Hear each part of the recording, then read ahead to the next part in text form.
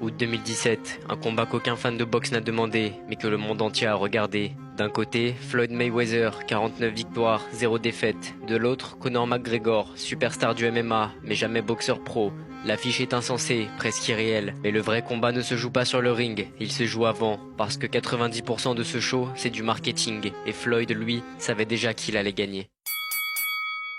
Nous sommes le 26 août 2017 à Las Vegas. Le Money Fight, comme on l'appelle, est annoncé depuis des mois comme l'événement du siècle. Mais ce n'est pas une histoire de ceinture, c'est une histoire de chiffres. La tournée de promotion dure des semaines. Toronto, New York, Londres, Los Angeles. Floyd et Conor s'insultent, se provoquent, se moquent. Les conférences de presse ressemblent à des shows de catch, des blagues, des cris, des regards pleins d'arrogance. Mais derrière ce théâtre, tout est parfaitement orchestré. Le but n'est pas de préparer un combat, mais de vendre un spectacle. Et le public achète 4,3 millions de pay-per-view, des billets à plusieurs milliers de dollars et une machine à fric qui rapporte plus de 600 millions au total.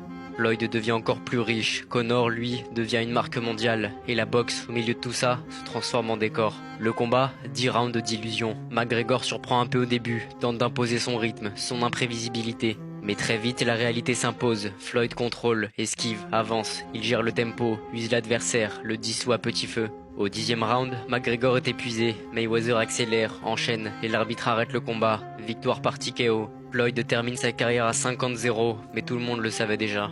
Ce soir-là, le ring n'était pas un champ d'honneur, c'était une scène. Et cette scène a marqué un tournant, celui où la boxe est devenue un produit de divertissement. Mayweather, en stratège, a compris avant tout le monde que la passion ne rapportait pas autant que la provocation. Il a transformé un non-combat en or massif, mais à quel prix ?